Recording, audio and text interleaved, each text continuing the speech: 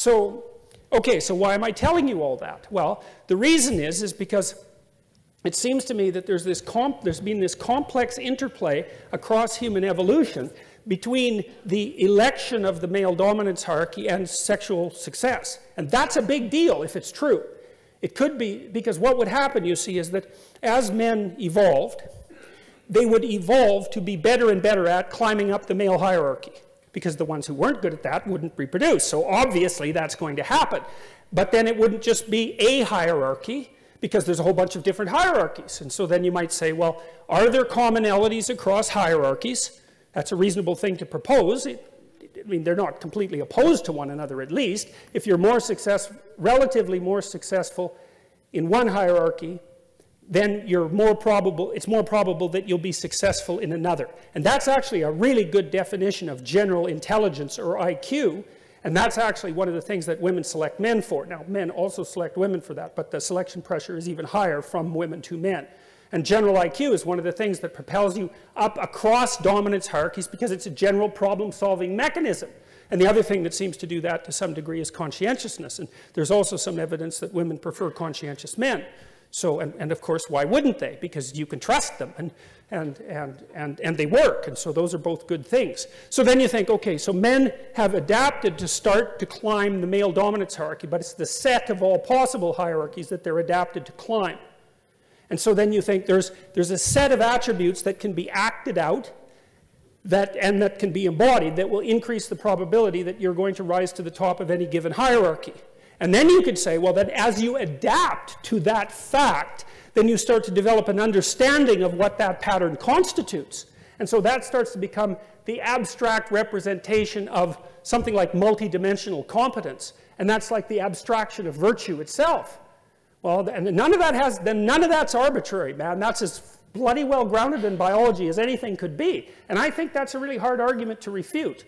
And like one of the things I should tell you about how I think is that when I think something, I spend a long time trying to figure out if it's wrong, you know, because I like to hack at it from every possible direction to see if it's a weak idea, because if it's a weak idea, then I'd rather just dispense with it and find something better.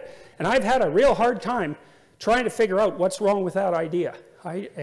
It seems to me that it's pretty damn solid. And then the idea that, you know, if you watch what people do in movies and so on, and when they're reading fiction, it's obvious that they're very good at identifying both the hero and the anti-hero. We could say the anti-hero, generally speaking, the bad guy, is someone who strives for authority and position, but fails. Generally speaking, not always, but fails. So he's a good, bad example.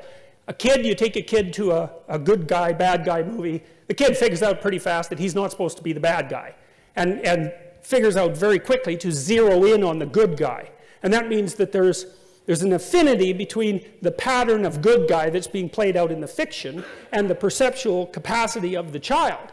You know, and one of the things I told my son when he was a kid, when I used to take him to movies that were sometimes more frightening than they should have been, but one of the things I always told him was, I never said don't be afraid, because I think that's bad advice for kids.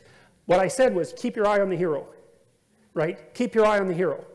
And like, he was gripped by the movie and often quite afraid of them, you know, because movies can be very frightening. So he'd just like zero in on that guy and hoping, and you know what it's like in a movie, you hope that the good guy wins, generally speaking. And I mean, why do you do that? Where does that come from? You see how deeply rooted that is inside you. You'll bloody well go line up and pay to watch that happen. It's not an easy thing to understand, and it's so self-evident to people that we don't even notice that it's a tremendous mystery. And so is it so unreasonable to think that we would have actually, over the millennia, come to some sort of collective conclusion about what the best of the best guys are, best of the good guys are, and what the worst of the bad guys are? And to me, archetypally speaking, thinking of that as the hostile brothers, so that's Christ and Satan, or Cain and Abel, for example, very common mythological motif, the hostile brothers, it's like those are archetypes. It's like the Satan, for example, is by definition the worst that a person can be. And Christ, by definition, this is independent of anything but conceptualization, is by definition the best that a man can be. Now, well, as I said, I'm speaking psychologically and conceptually, but given our capacity for imagination and our ability to engage in fiction, and our love for fiction, and our capacity to dramatize, and our love for the stories of heroism and catastrophe and good and evil, I can't see how it could be any other way.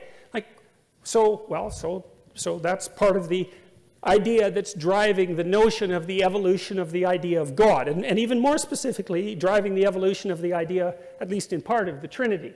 So God is an abstracted ideal formulated in large part to dissociate the ideal from any particular incarnation or man or any ruler. And there's another rule in the biblical stories, which is that when the actual ruler, I mentioned this before, when the actual ruler becomes confused with the abstracted ideal, then the state immediately turns into a tyranny and the whole bloody thing collapses. So the idea is so sophisticated. You know, one of the things that we figured out, and this was a hard thing to figure out, was that you had to take the abstraction and divorce it from any particular power structure, and then think about it as something that existed as an abstraction, but a real thing, right? Real in that it governed your behavior, in everyone's behavior, including the damn king.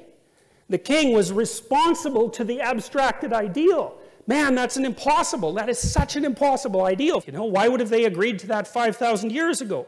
But one of the things you see continually happening in the Old Testament is that as soon as the Israelite, for example, the Israelite kings become almighty, the real God comes along and just cuts them into pieces, and then the whole bloody state falls apart for like hundreds of years. It's like, I think that's a lesson that we have not thoroughly, consciously yet learned. It's still implicit in the narratives. We still haven't figured out why that's the case.